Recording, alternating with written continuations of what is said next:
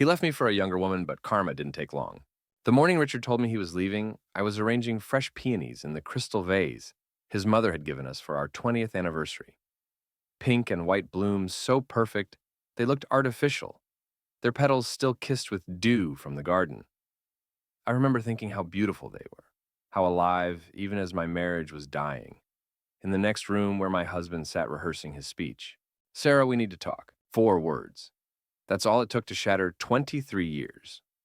4 words delivered in the same tone he might use to discuss quarterly reports or dinner reservations. I turned from the flower secateurs still in hand and found him standing in the doorway of our kitchen. The kitchen where we'd shared thousands of meals, where our daughter Emma had taken her first steps, where we'd slow danced to Sinatra while waiting for pasta water to boil. He looked good. That was the first thing that struck me absurdly. At 52, Richard had been religious about his gym routine lately, and it showed. New clothes, 2 designer jeans that hugged in all the right places, a fitted black t-shirt that showcased arms I hadn't noticed had become so defined. When had he started caring so much about his appearance? When had I stopped noticing? Okay, I said, setting down the secateurs with deliberate care. My hands were steady, that surprised me. Talk. He crossed to the breakfast bar, maintaining distance like I was contagious. I've met someone. The words hung between us, almost visible in the morning light streaming through our bay windows. I'd imagine this moment every wife does, at some point during those 2 a.m. anxiety spirals, or after watching some tragic movie about infidelity. But in my imagination, I always cried immediately. Screamed, maybe. Threw something expensive. Instead, I heard myself say, Megan from accounting. His face went through a series of micro-expressions, surprise guilt, something that might have been respect. How did you know? I'm your wife, Richard. Am. I laughed a sharp sound that didn't belong to me. I suppose that's part of what we need to talk about. The tense. He had the decency to look ashamed. It's serious, Sarah. I'm sorry, I never meant. How old is she? Does that matter? Humor me. 28. 28. When Megan from accounting was being born, Richard and I were already married, already trying for the baby that would become Emma.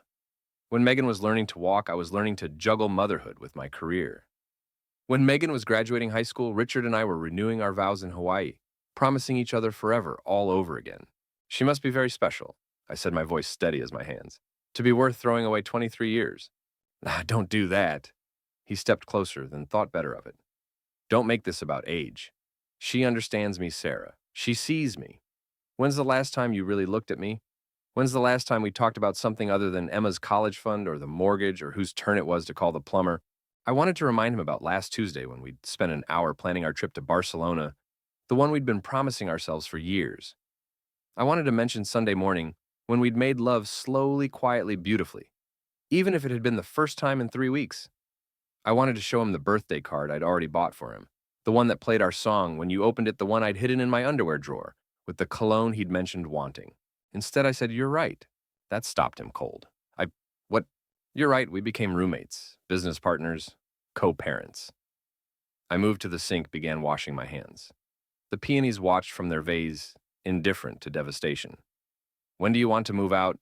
I've already found a place, a condo downtown near Megan's apartment, of course.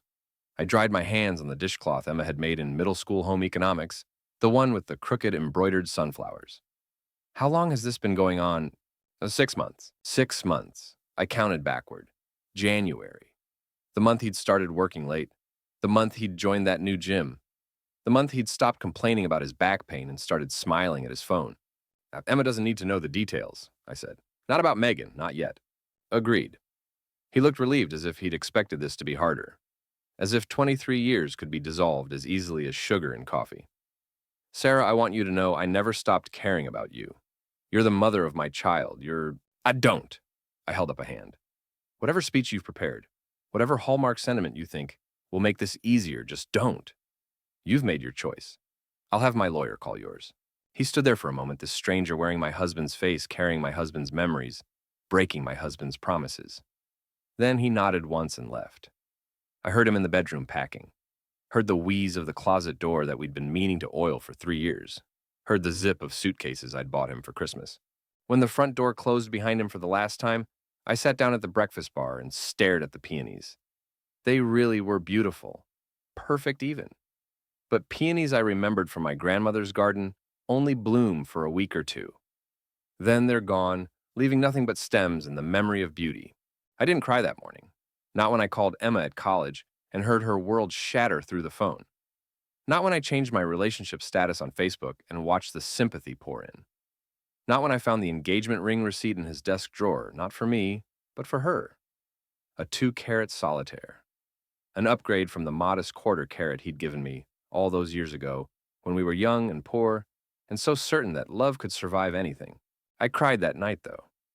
Alone in our bed, my bed surrounded by the ghost indent of his body in the mattress, his scent still clinging to the pillows. I cried until my eyes felt like sandpaper, and my throat was raw until Emma called again, and I had to pretend I was fine, just fine, because that's what mothers do.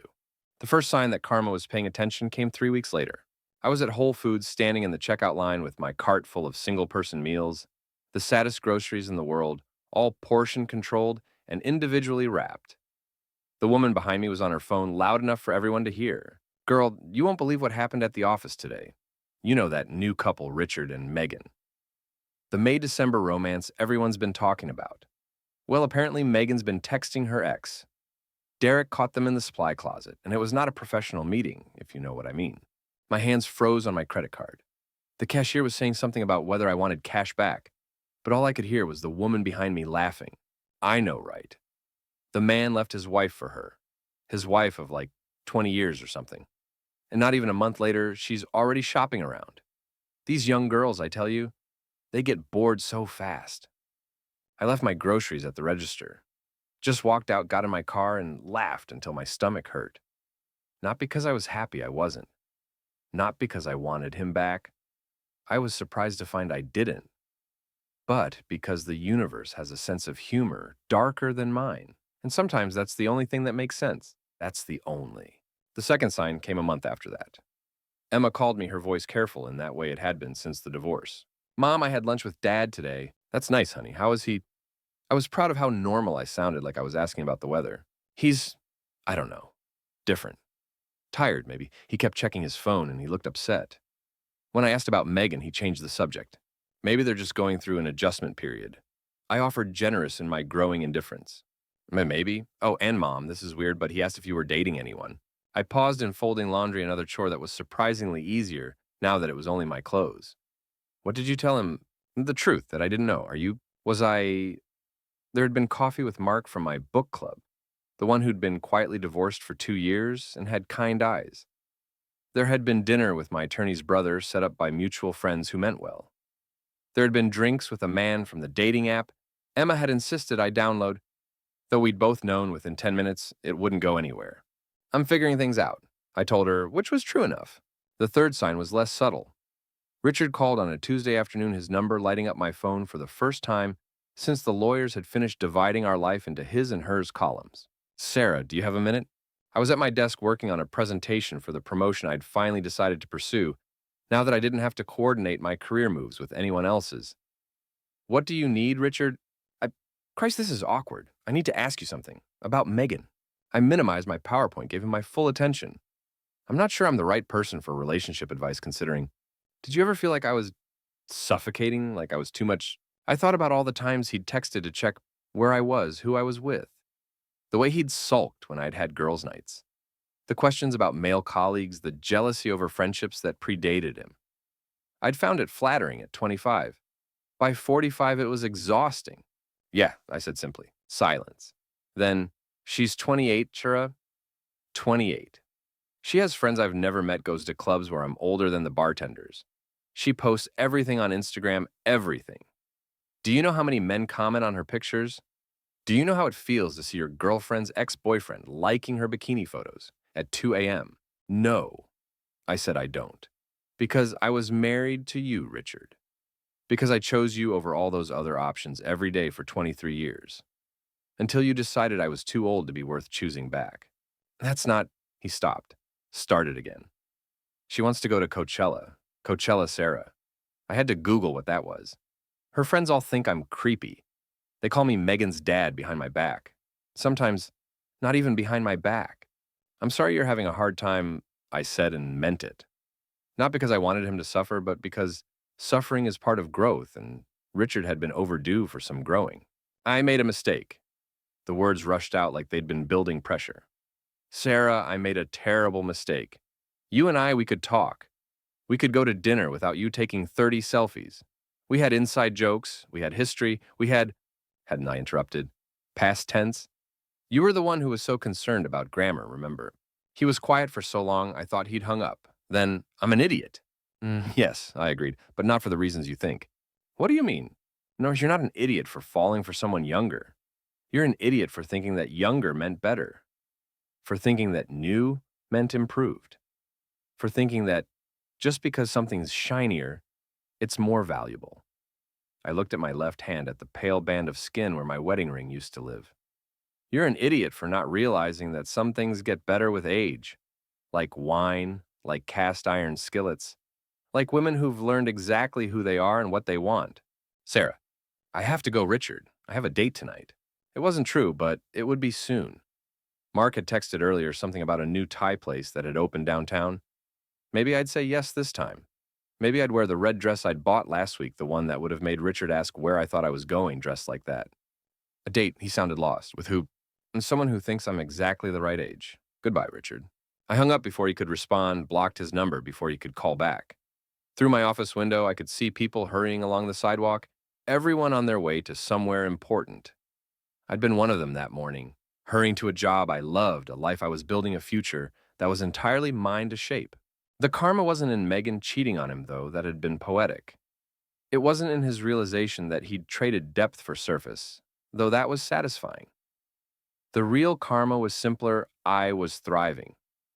Without him, without the constant weight of his insecurities and jealousies, without the endless negotiations and compromises that had shrunk me to fit into the space he was comfortable with, I was becoming myself again. I started saying yes to things. Yes to the salsa classes my friend Monica had been begging me to join. Yes to the writing workshop I'd always wanted to take but never had time for. Yes to the solo trip to Barcelona. Turns out, the Sagrada Familia is even more beautiful when you don't have someone complaining about the ticket prices.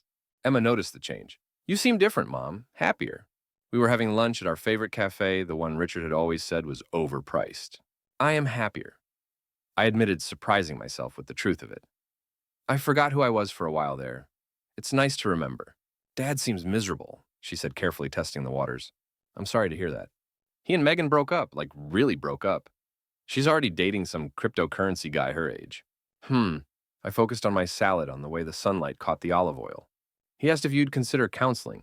Said he'd do whatever it takes. I put down my fork, looked at my daughter, really looked at her. 22 years old, her father's eyes, but my grandmother's steel spine. Now, what do you think I should do? Emma shrugged. I think you should do whatever makes you happy. But Mom, I've watched you these past few months. I've seen you laugh again, really laugh, not that polite thing you used to do. I've seen you wear colors again, go out with friends again, be yourself again. I guess what I'm saying is, I like this version of you. And I think you do too. Smart girl. I'd raised a smart girl. The universe delivered its final punchline 6 months after that morning with the peonies. I was at a gallery opening, something I never would have attended in my old life, but my new writing workshop friend had pieces on display. I was standing in front of an abstract painting, trying to decide if I loved it or hated it when I heard his voice. Sarah, I turned wine glass in hand, feeling every one of my 48 years and completely at peace with them. Richard stood there looking older somehow, though it had been less than a year. His gym-perfect physique had softened. His designer clothes had given way to the kind of comfortable khakis I remembered from our early years. Hello, Richard. You look... He trailed off, taking in the emerald dress that hugged curves I'd learned to love instead of hide the silver threads in my hair. I'd stopped dying away the confidence that came from surviving the worst and discovering it had actually been a gift. You look amazing. Thank you, I feel amazing. He glanced around the gallery, clearly out of his element. I didn't know you liked art. Neither did I. I smiled, genuine and warm because I could afford to be. Turns out, there were a lot of things I didn't know about myself. Being married to you didn't leave much room for finding out. He flinched but didn't argue. I heard you got the promotion, VP of Marketing. That's incredible, Sarah. You deserve it. Yes, I agreed. I do. We stood there, two people who had once promised forever now, strangers with shared memories.